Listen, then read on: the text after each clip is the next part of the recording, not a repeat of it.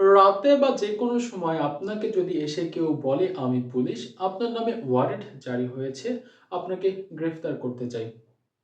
আপনি কিভাবে বুঝবেন সে আসল পুলিশ নাকি নকল পুলিশ?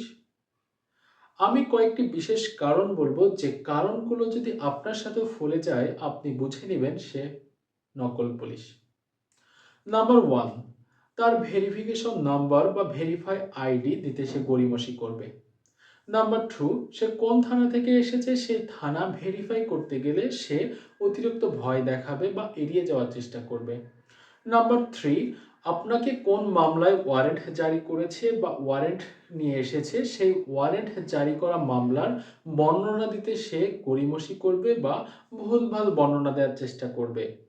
নাম্বার 4, উক্ত স্থান থেকে আপনাকে তাড়াতাড়ি নিয়ে যাওয়ার চেষ্টা করবে। নাম্বার 5, আপনাকে অতিরিক্ত ভয়, ভীতি ইত্যাদি দেখানোর চেষ্টা করবে। নাম্বার 6, আপনাকে মোবাইল অথবা টাকা লেনদেনের কথা বলবে। তো এই কয়েকটি কারণ যদি আপনার সাথে ঘটে যায়, আপনি বুঝবেন আপনি সেফ না।